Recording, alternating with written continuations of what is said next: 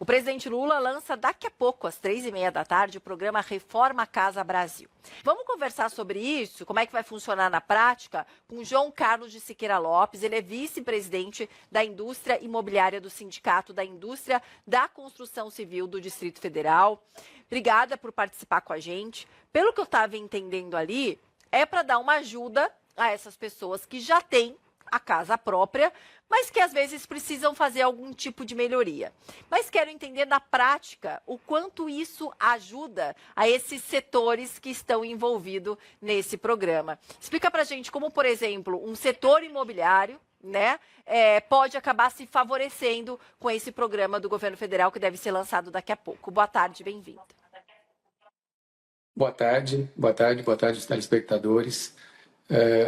O mercado da construção, qualquer política que seja desenvolvida para redução do déficit habitacional, para melhoria de qualidade de vida, ele impacta positivamente o setor. Então, a gente passa a ter um volume de comercialização dos produtos da construção, da contratação dos profissionais. Então, toda a política que vem nesse sentido, de melhorar a qualidade de vida e reduzir o déficit habitacional, ele vem positivo. E esse sistema, ele vem bem parecido com Minha Casa Minha Vida, só que ao invés de ser para unidades, ele é para reforma ou para ampliação de moradia.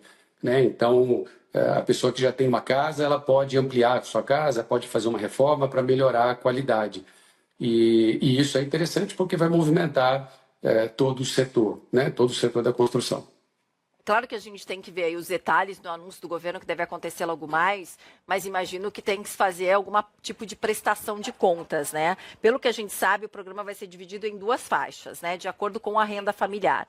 A faixa 1, melhoria 1, vai ser destinada àquelas famílias com renda de até R$ 3.200 e vai oferecer juros de 1,17% ao mês. E a faixa melhoria 2, voltada às famílias com rendas entre R$ 3.200 e R$ 9.600, e aí vai ter uma taxa de 1,95% ao mês.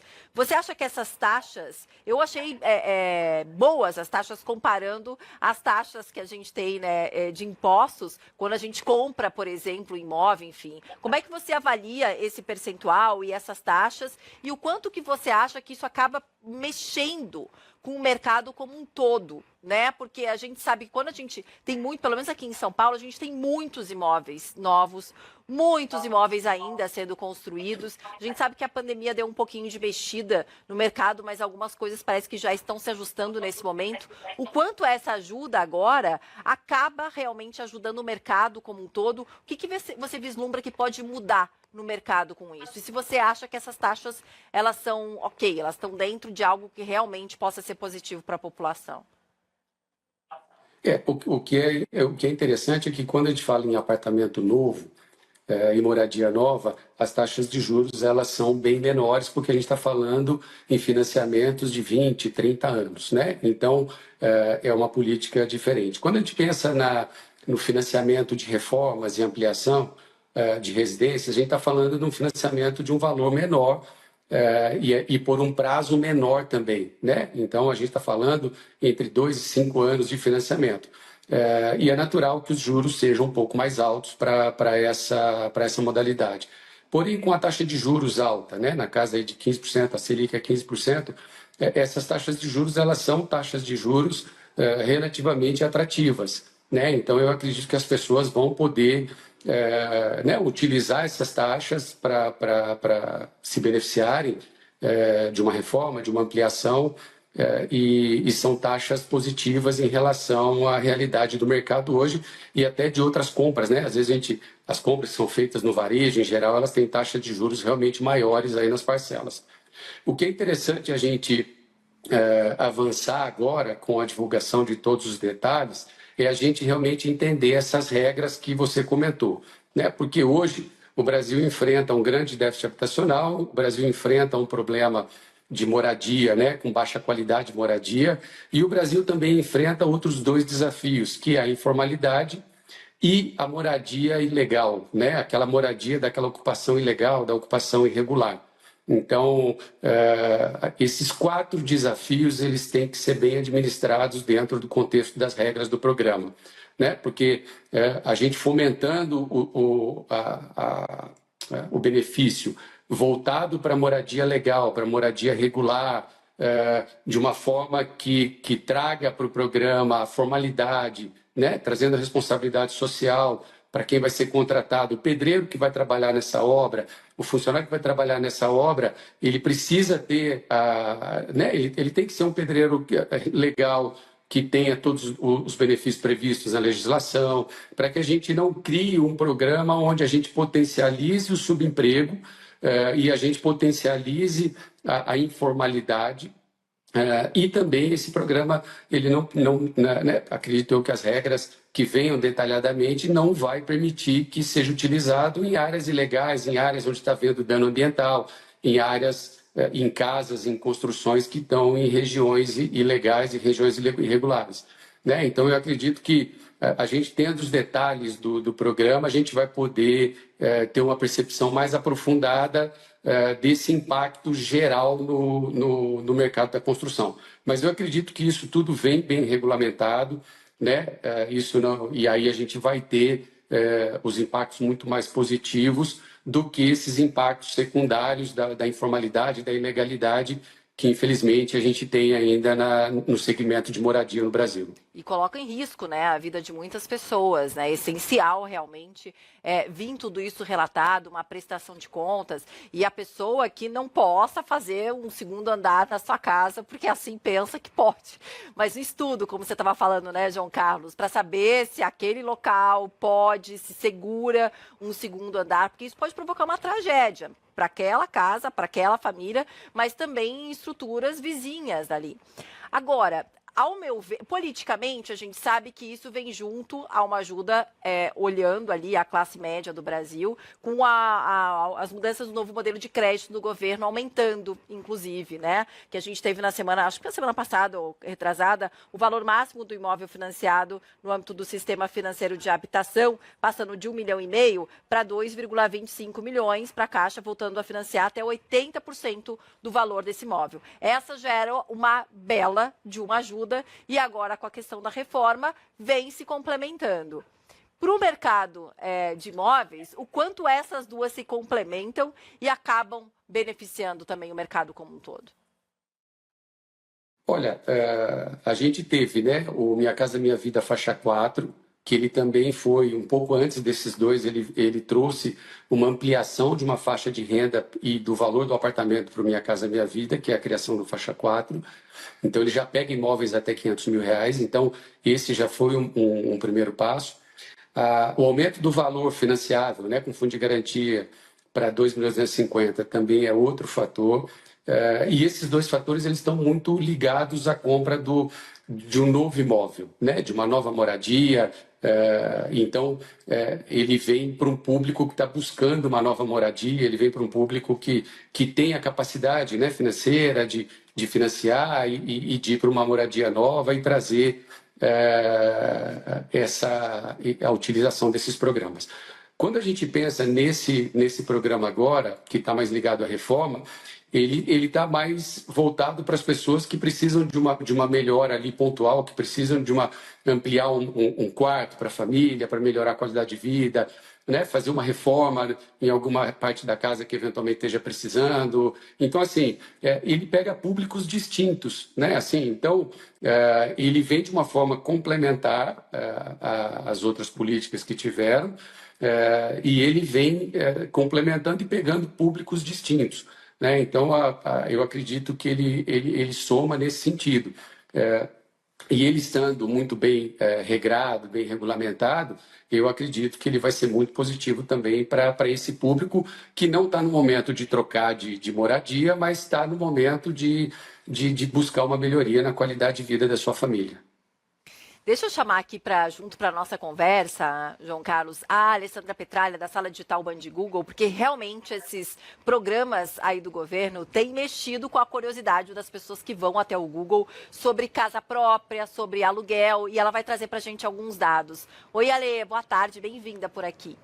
Oi, Paulinha. Olá, olá para você que está aqui com a gente na Band News TV. É isso, né, Paulinha? Quando a gente tem esses anúncios, é natural que as pessoas vão ao Google para entender o que é, como que elas podem ter mais informações e, eventualmente, utilizar esses programas para, enfim, aqui ter a reforma da sua casa ou mesmo ter essa compra, a consideração de uma compra de uma moradia, né? Aqui na Sala Digital a gente foi se debruçar sobre essas novidades aí em torno da casa própria para entender se o brasileiro ainda tem esse sonho ou não, como que está o cenário. Vamos aqui para o nosso telão, Paulinha, porque a gente identificou que, olha, o interesse de buscas por comprar imóveis está no maior patamar do Google Trends, né? Então a gente consegue ver aqui essa crescente mesmo desde 2004, brasileiro buscando muito sobre a oportunidade de comprar imóveis, acompanhando também esses benefícios, esses financiamentos, essas oportunidades e também a taxa de juros que a gente sabe que influencia isso aqui.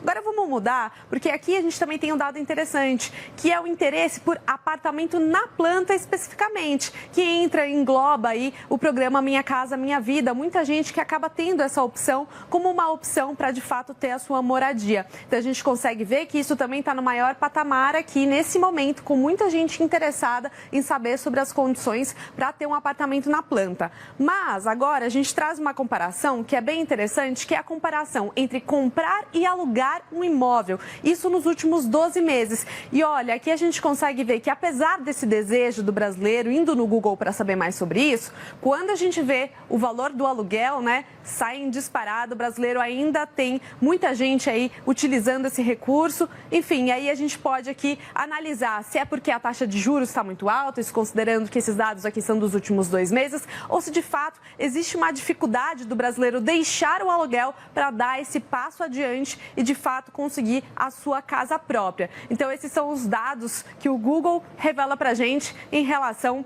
à habitação. Paulinha, eu volto com vocês. Tá certo, vou até mandar para o João Carlos para ver se ele nos ajuda, né, a analisar, porque eu olhando em um primeiro momento, a gente sabe que o sonho da casa própria é uma coisa, começa que é muito brasileira. Em muitos outros lugares do mundo não se tem esse sonho da casa própria. As pessoas vivem ali de aluguel, enfim, sem problema nenhum.